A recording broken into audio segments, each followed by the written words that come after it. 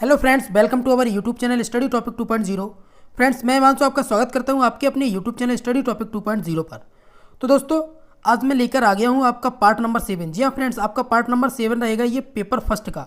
तो फ्रेंड्स, हम इनमें सभी उन क्वेश्चंस पर चर्चा कर रहे हैं जिन क्वेश्चंस पर ज़्यादातर जिनके क्वेश्चन एग्जाम में बनने की संभावना है, जिस जिस टॉपिक से और किस तरीके के प्रश्न बनते हैं उन सभी पर भी चर्चा करते हैं। तो इसीलिए फ्रेंड्स ये क्लासेस आपको जरूर देख के जाननी है, क्योंकि आज की ही रात है जो आपको आर या पार की लड़ाई में जिता सकती है। तो चलिए फ्रेंड्स, हम बिना किसी देरी किए हुए अपने इस चैप्टर को भी कंप्लीट कर लेते हैं, इस पार्ट को भी कंप्लीट कर लेते हैं, पार्ट 7 को। ठीक है, चलिए शुरुआत करते हैं।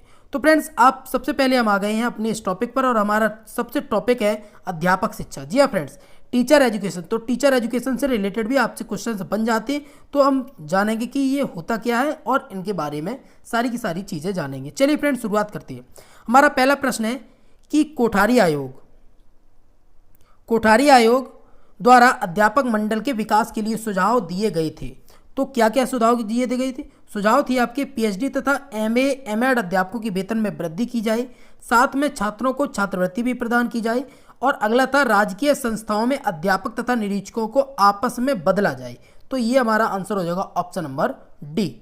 अगला हमारा था, किस आयोग ने यह टिप्पणी की थी कि जो स्नातक अध्यापक प्रशिक्षणशाला में प्रवेश पाते हैं उनका विषय ज्ञान बहुत बातों में हीन होता है। तो इस बात को कहा था कोठारी आयोग ने। हमारा आंसर हो जाएगा ऑप्शन नंबर ए, कोठारी आयोग। कोठारी आयोग ही आपका वह आयोग है जिसने तीनों शिक्षाओं पर बात की थी। ठीक है, अगली बात करते हैं। तो अगला है हमारा, प्राथमिक विद्यालयों में अध्यापकों की प्रशिक्षा के संबंध में कोठारी आयोग ने क्या सुझाव दिया था?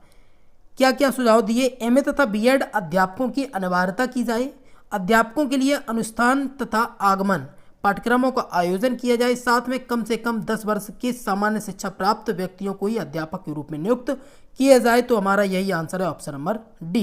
ठीक है, हमारा अगला था, अध्यापकों की दशा सुधारने के संबंध में किस आयोग ने सुझाव दिया था? बात की जा रही है अध्यापकों के दशा सुधारने की। तो अध्यापकों की दशा सुधारने की बात की थी किसने? मुदालियर आयोग ने। ठीक है, चलिए हमारा अगला है कि अध्यापकों की दशा सुधारने के लिए मुदालियर आयोग ने क्या क्या सुझाव दिए? तो अध्यापकों के चुनाव तथा नियुक्ति की संपूर्ण देश में एक समान व्यवस्था हो, बिल्कुल सही बात है। निजी शिक्षण संस्थाओं में कार्यरत अध्यापकों के चुनाव के लिए एक समिति हो, सही बात है। और अगला है कि परीक्षा काल में कम से कम 1 वर्ष का संभव, बिल्कुल। तो आपका अभी भी आपका जो परीक्षण काल है वो आपका 1 साल ही रहता है। आंसर हो जाएगा हमारा ऑप्शन नंबर डी। ठीक है, हमारा अगला है, अध्यापकों की दशा सुधारने हेतु किस आयोग ने त्रिलाभ योजना को लागू करने का सुझाव दिया? तो वो भी आपका था क्या? मुदालियर आयोग। ठीक है, अगला हमारा है, अध्यापकों की कठिनाइयों में निवारण हेतु किस आयोग ने पंचमंडल की स्थापना की थी? तो अगर बात की जाए कि पंचमंडल की आयोग की किसने सिफारिश की थी या स्थापना की थी, तो किस आयोग के तहत की गई थी? तो वो भी आपका आंसर हो जाएगा ऑप्शन नंबर ए, मुदालियर आयोग। ठीक है, हमारा अगला पॉइंट बन जाता है कि अध्यापकों के बच्चों के लिए निःशुल्क शिक्षा की सिफारिश की गई थी। जो अध्यापकों के बच्चे हैं उनके लिए निःशुल्क शिक्षा की जो बात की गई वो भी हमारी मुदालियर आयोग में की गई थी। हमारा आंसर है ऑप्शन नंबर सी।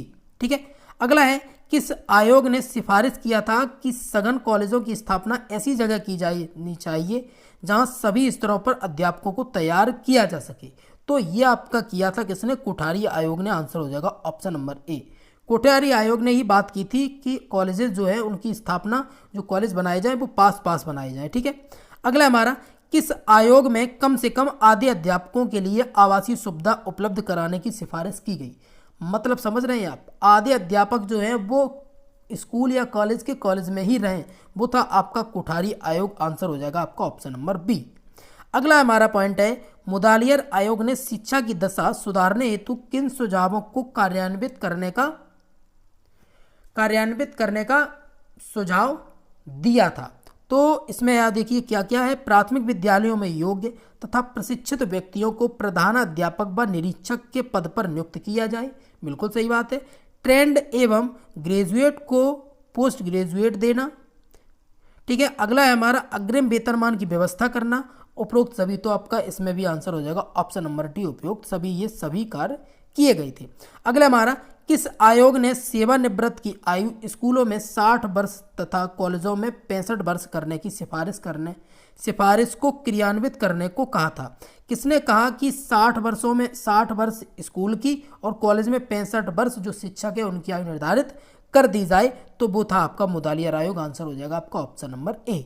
अगला हमारा, शिक्षा को विश्वविद्यालय के बौद्धिक जीवन के मुख्य प्रवाह में लेना चाहिए, यह कथन किसका है? बात की जा रही है इस कथन की, तो ये भी कथन है आपका किसका?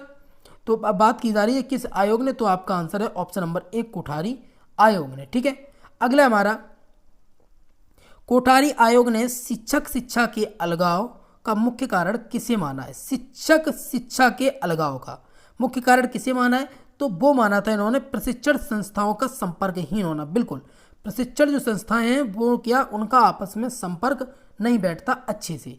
अगला हमारा, कोठारी आयोग ने शिक्षक तथा शिक्षा के अलगाव के दूर करने के लिए क्या सुझाव दिए थे?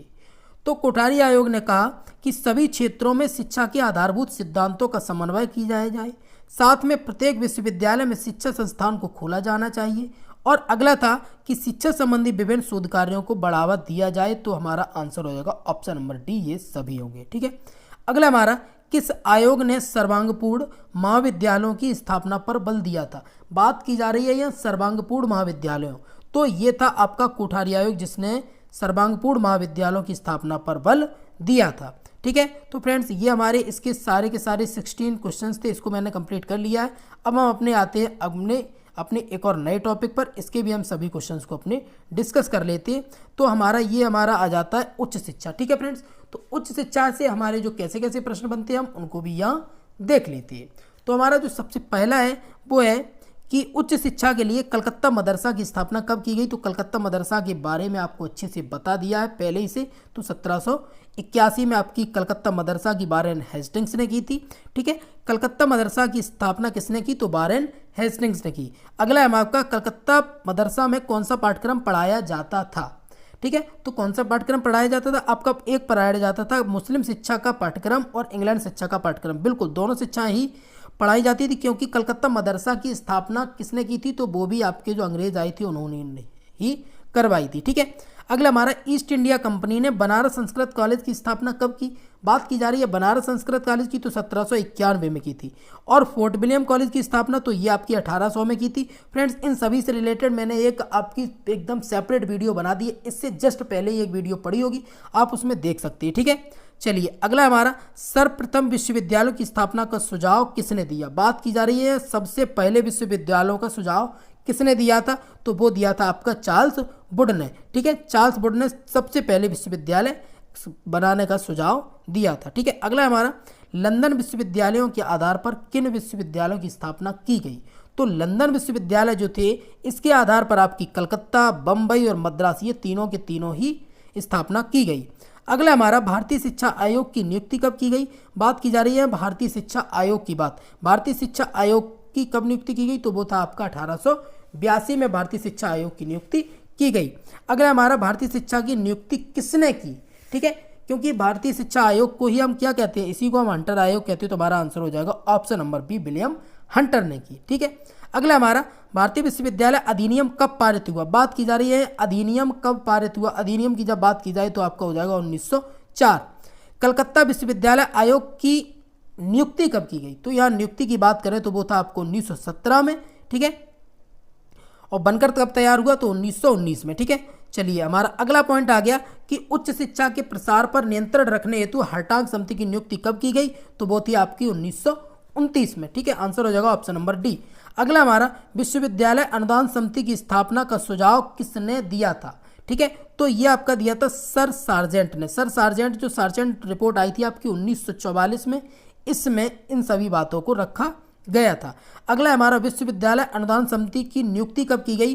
तो वो 45 ना होकर 1946 है। ठीक है फ्रेंड्स, अगर आपको 46 ऑप्शन में न दिखे तब आप 45 को टिक कर सकते हैं, लेकिन आंसर आपका 1946 रहने वाला है। अगला हमारा, विश्वविद्यालय शिक्षा आयोग की स्थापना की गई। विश्वविद्यालय शिक्षा आयोग की बात करें तो वो आपका है 1948। ठीक है, कब है? 1948। चलिए अगला हमारा, एक है यहाँ विश्वविद्यालय अनुदान आयोग, तो अनुदान समिति को ही अनुदान आयोग बना दिया गया था, कब? 1953 में। ठीक है, अगला हमारा विश्वविद्यालय शिक्षा आयोग की नियुक्ति किसकी अध्यक्षता में की गई?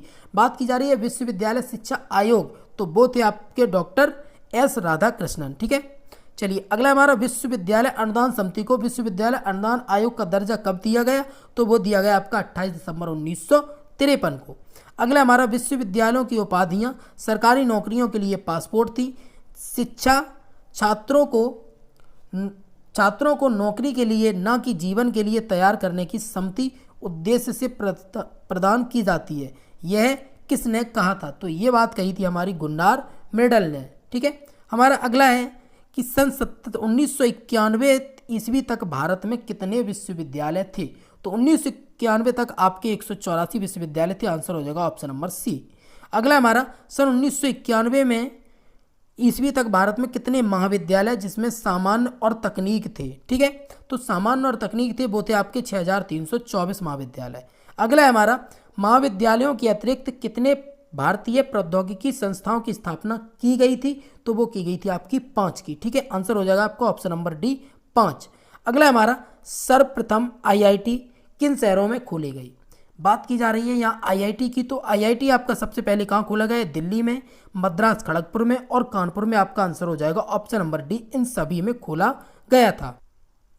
अगला है हमारा भारतीय विश्वविद्यालयों को कितने आधारों पर स्थापित किया जा सकता है? बात की जाए कि कितने आधारों पर, तो वो आपके हैं स्थापना के आधार पर, संगठन के आधार पर, शिक्षा प्रक्रिया के आधार पर। तो आपका आंसर हो जाएगा ऑप्शन नंबर डी, इन सभी पर। अगला हमारा स्थापना के आधार पर कितने विश्वविद्यालय हैं? तो स्थापना के आधार पर आपके जो विश्वविद्यालय वो आपके केंद्रीय भी हैं और प्रांतीय भी। आंसर हो जाएगा आपका ऑप्शन नंबर सी, ए और बी दोनों। अगला हमारा केंद्रीय विश्वविद्यालयों की स्थापना, उनका संचालन तथा नियंत्रण किसके अधीन होता है? केंद्रीय विश्वविद्यालयों की स्थापना, उनका संचालन तथा नियंत्रण किसके अधीन होता है? तो ये जो अधीन होता है वो होता है आपका केंद्र सरकार के अधीन होता है। आंसर हो जाएगा ऑप्शन नंबर बी। अगला हमारा संगठन के आधार पर विश्वविद्यालयों को कितनी श्रेणी में बांटा जा सकता है? तो संगठन की बात की जाए तो संगठन के आधार पर आपकी जो श्रेणी है उसको बांटा जा सकता है उपयुक्त सभी में। आंसर हो जाएगा आपका ऑप्शन नंबर डी, उपयुक्त सभी में। तो फ्रेंड्स ये हमने आज अपने दो चैप्टर थे इनको कंप्लीट कर लिया है, इनके क्वेश्चंस भी देख लिए हैं। आपको कुछ नहीं करना है, बस कान में लीड लगानी है, बस मोबाइल को चालू कर देना और बस सुनना ही सुनना है इनको। ठीक है, जिससे आपके माइंड में कोई भी क्वेश्चन आए तो माइंड में रिपीट करें। चलिए फ्रेंड्स, हम मिलते हैं बहुत जल्दी अगले वीडियो में। अगर आपको ये सेशन पसंद आए तो सेशन को लाइक करें, चैनल को सब्सक्राइब जरूर कर लें, जिससे आपके एग्जाम से रिलेटेड सभी तैयारी भी आपकी कराई जा सके। ठीक है फ्रेंड्स, ये वीडियो कैसा लगा आप हमें कमेंट सेक्शन में जरूर बताइए। चलिए मिलते हैं अगले वीडियो में, तब तक के लिए नमस्कार, bye bye and take care.